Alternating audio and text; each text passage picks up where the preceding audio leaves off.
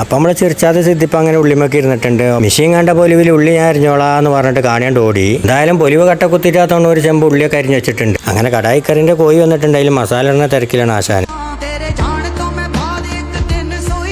ഇതൊക്കെ സിമ്പിളല്ലേ എന്ന് പറഞ്ഞിട്ട് കറിൻ്റെ കോഴി ആസാനായിട്ട് പോയി തുടങ്ങി.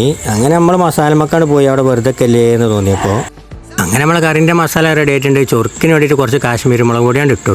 കറിക്ക് കട്ടി വേണമെന്ന് പറഞ്ഞുകൊണ്ട് നമ്മൾ അതിന് എന്ത് ചെയ്തു, കുറച്ച് മസാലൻ്റെ എടുത്ത് മാറ്റിയിട്ട് അതിൽ കോഴിയൊക്കെ കൊടുത്തിട്ട് ആ മസാല അരച്ചയക്കാണ് പറഞ്ഞു.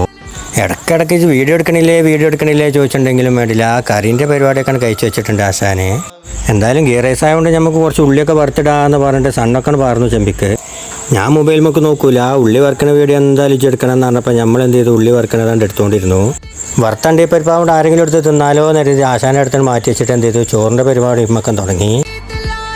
അങ്ങനെ ചോറിൻ്റെ മേലെ പാരല നെയ്യൊക്കെ പാർന്നുകൊണ്ട് ചട്ടാൻ പോകുന്നുണ്ടെങ്കിലും ചോറ് നല്ലോണം ഇളക്കിക്കൊണ്ടിരിക്കുന്നുണ്ട്.